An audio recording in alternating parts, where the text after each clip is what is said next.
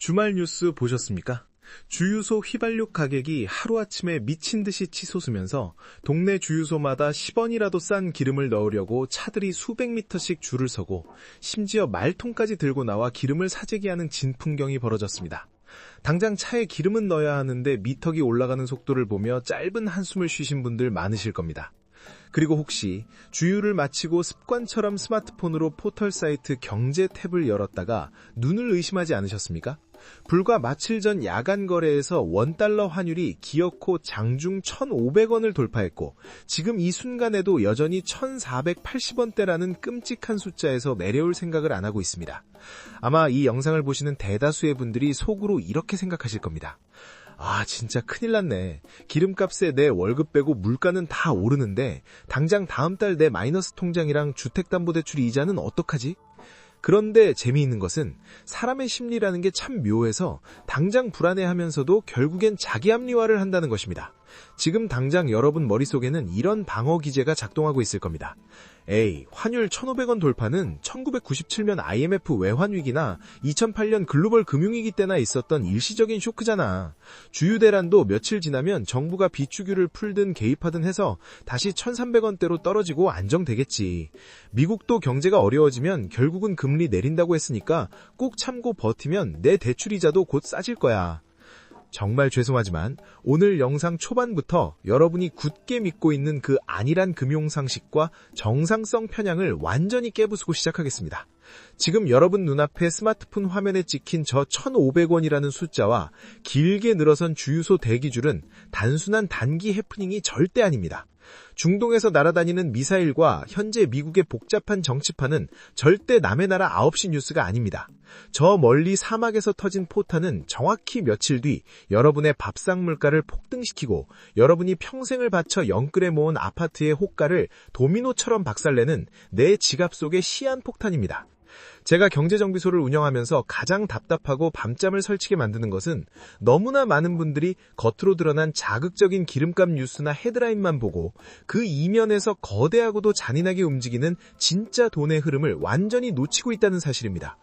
그래서 오늘은 트럼프 대통령이 쏘아올린 이 거대한 경제적 퍼펙트 스톰의 실체를 아주 냉정하고 뼈아프게 해부해드리겠습니다. 유가, 환율, 금리가 어떻게 연쇄 폭발을 일으키며 전 세계적인 부의 대이동을 만들고 있는지, 그리고 우리는 여기서 어떻게 살아남아야 하는지 지금부터 정신 바짝 차리고 따라오시길 바랍니다. 우선 뉴스에 도배되고 있는 상황부터 짚어보겠습니다. 최근 미국, 이스라엘과 이란 간의 무력 충돌이 격화되면서 중동의 정세가 최악으로 치달았습니다. 이것이 이번 주유소 사재기 대란과 환율 1,500원 돌파의 직접적인 방아쇠가 된 것은 명백한 통계적 역사적 사실입니다. 언론에서는 연일 미국이 우방국인 이스라엘을 방어하고 세계 평화를 위협하는 이란을 억제하는 세계 경찰의 역할을 수행하고 있다고 보도합니다. 여기서 대중들은 심리학에서 말하는 가용성 휴리스틱이라는 치명적인 오류에 빠집니다. 당장 내 눈앞에 보이고 뉴스에서 24시간 떠드는 폭발, 전쟁, 미사일이라는 자극적이고 쉽게 떠오르는 정보만 믿고 그 피비린내 나는 현장 뒤에 숨겨진 진짜 경제적 동기를 깡그리 무시해버리는 겁니다. 우리는 이 상황을 도덕이나 정치가 아닌 철저히 자본주의적인 계산기를 두드려봐야 합니다. 만약 이란의 주요 정유시설이 정밀 타격을 입고 전 세계 원유 물동량의 핵심인 호르무즈 해협이 봉쇄되어 글로벌 원유 공급망이 마비된다고 쳐보겠습니다. 이때 국가 경제가 마비될 정도로 피를 흘리는 건 누구입니까? 바로 대한민국, 일본, 유럽처럼 자국에서 기름 한 방울 안 나고 에너지를 100% 수입에 의존하는 제조업 기반의 국가들입니다. 지금 당장 동네 주유소에서 벌어지는 혼란은 시작에 불과합니다.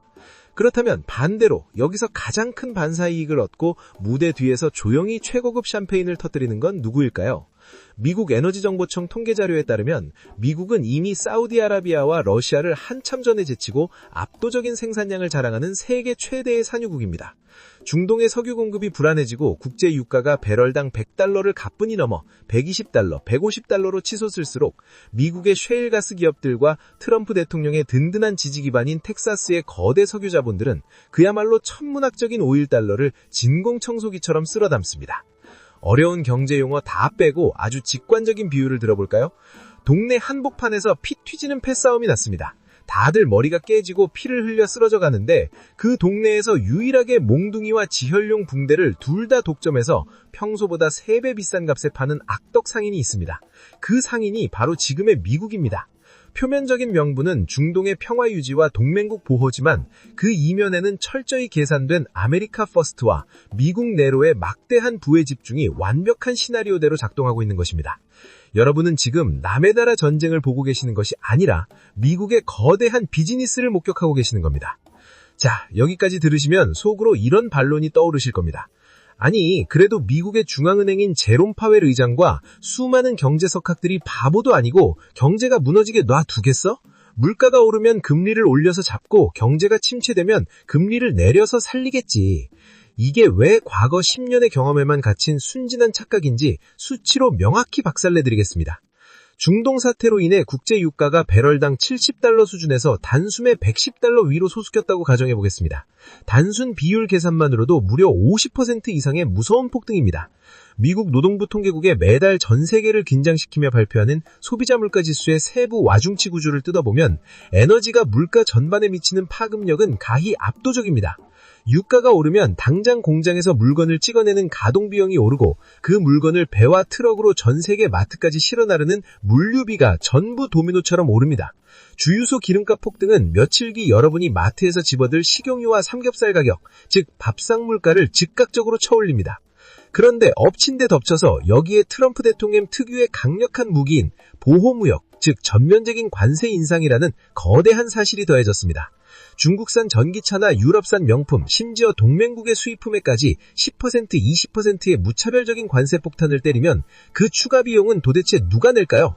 수입업자가 착하게 자기 마진을 줄여서 손해를 안을까요? 절대 아닙니다. 기업은 이윤을 추구하는 집단입니다. 그 늘어난 비용은 1원 단위까지 촘촘하게 계산되어 최종 소비자인 여러분의 영수증에 고스란히 전가됩니다. 이 시점에서 세계 경제의 대통령이라 불리는 미국의 중앙은행은 완벽한 진퇴양난, 그야말로 지옥의 딜레마에 빠졌습니다. 높은 금리 탓에 기업들이 투자를 줄이고 고용지표가 나빠지며 경기가 서서히 식어가니 원래대로라면 기준금리를 시원하게 내려서 시중에 돈을 팍팍 돌게 해야 하는데 유가 폭등과 무식한 관세 폭탄 때문에 물가가 미친 듯이 오르고 있으니 금리를 섣불리 내릴 수가 없는 겁니다. 여기서 금리를 내렸다간 물가가 통제 불능 상태로 우주까지 날아가 버릴 테니까요. 이 끔찍한 상황을 자동차 운전으로 비유하겠습니다. 지금 연준은 고속도로 한복판에서 차를 몰고 있는데 엑셀과 브레이크를 동시에 있는 힘껏 밟고 있는 운전자와 같습니다. 차는 앞으로 한 발자국도 나가지 못하면서 타는 냄새가 진동하고 엔진은 과열되어 터지기 직전의 상태. 이것이 바로 우리가 그토록 피하고 싶었던 경기 침체 속 살인적인 물가 상승인 스태그플레이션의 진짜 얼굴입니다. 사람들은 심리적으로 가장 최근의 경험이 진리라고 믿는 최신 편향에 지배당합니다. 지난 10년, 20년 동안 우리는 경제에 조금만 위기가 오면 중앙은행이 돈을 미친 듯이 찍어내서 주식과 부동산 같은 자산 가격을 폭등시켜주는 구원투수의 역할만 보고 경험해왔습니다. 그래서 지금도 마음속 깊은 곳에선 어떻게든 연준이 돈 풀어 살려주겠지라는 환상을 버리지 못하는 것입니다. 하지만 명심하십시오. 지금은 그 공식이 완전히 박살난 돈을 풀면 물가가 폭발하는 스태그플레이션의 늪에 빠진 것입니다. 사람들이 진짜 모르는 게 뭔지 아십니까?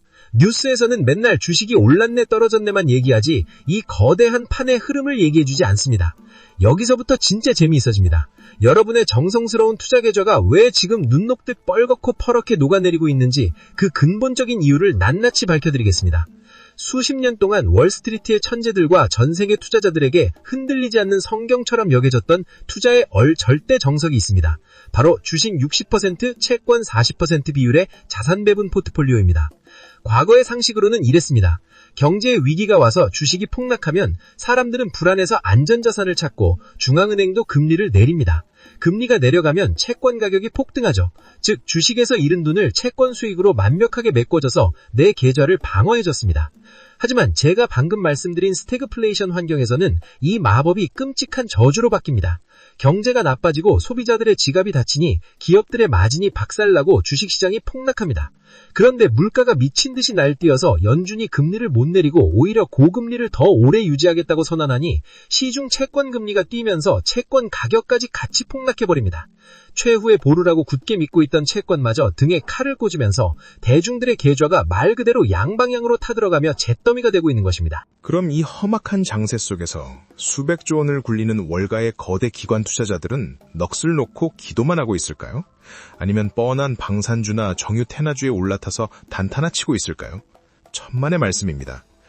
일반 개인 투자자들이 뉴스를 보며 공포에 질려 바닥에서 주식과 펀드를 집어 던질 때 스마트머니는 대중의 눈을 철저히 피해 조용히 진짜 안전자산으로 자금이동 경로를 틀었습니다.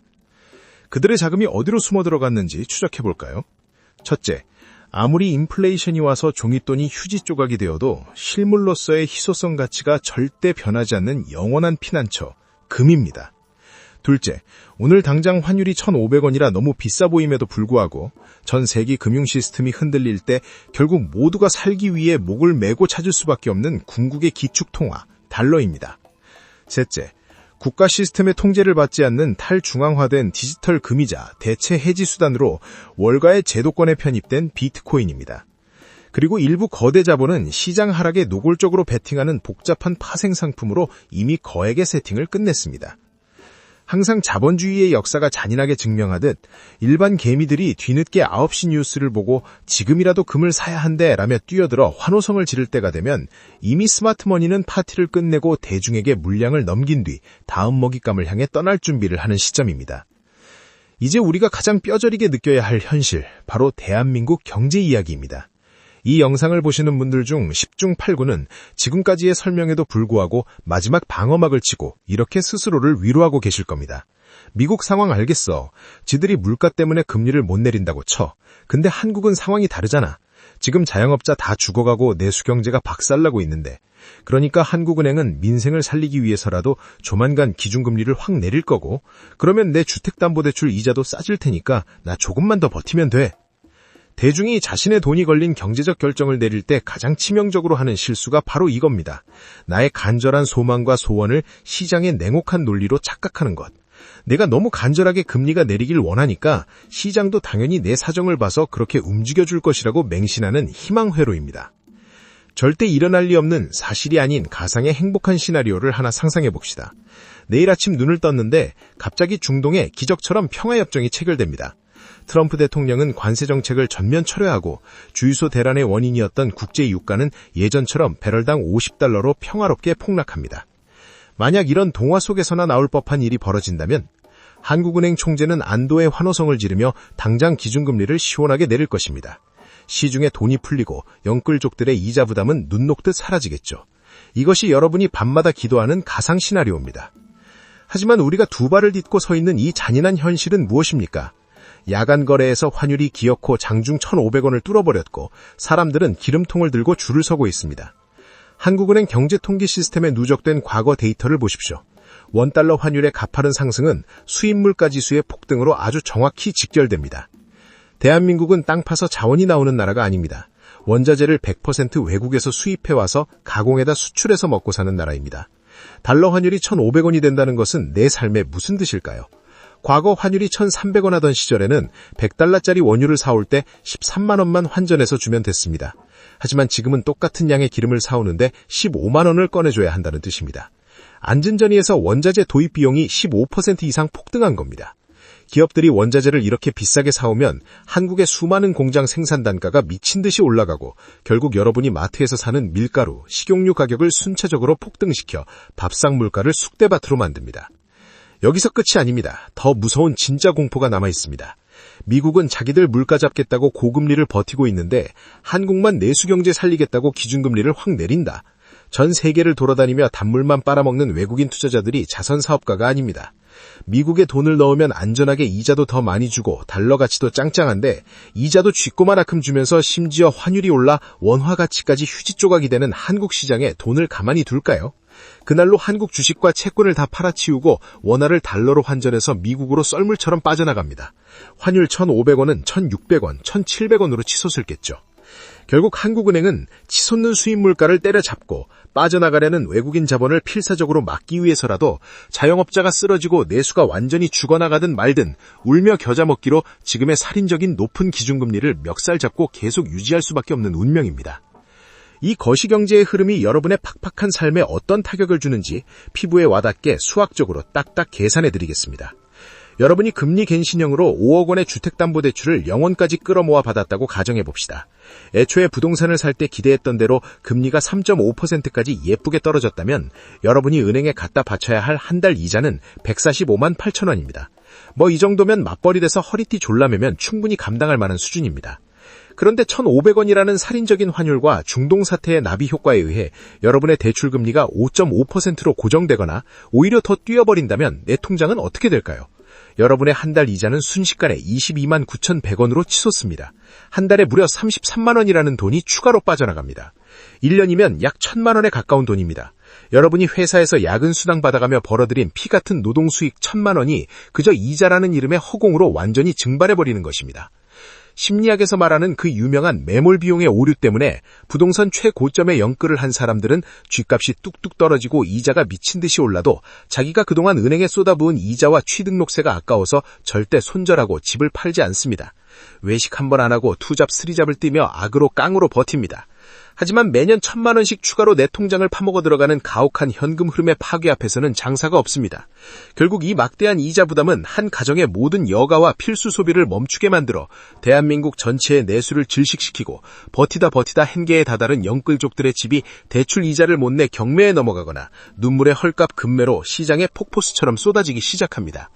저 멀리 중동 사막에서 쏘아올린 미사일 한 발과 미국의 정치적 계산이 태평양을 건너 주유소 대란을 일으키고 원달러 환율 1,500원을 만들고 결국 그 나비 효과가 여러분이 청춘과 영혼을 끌어모아선 아파트의 호간을 도미노처럼 무너뜨리는 이 소름 돋는 연결고리.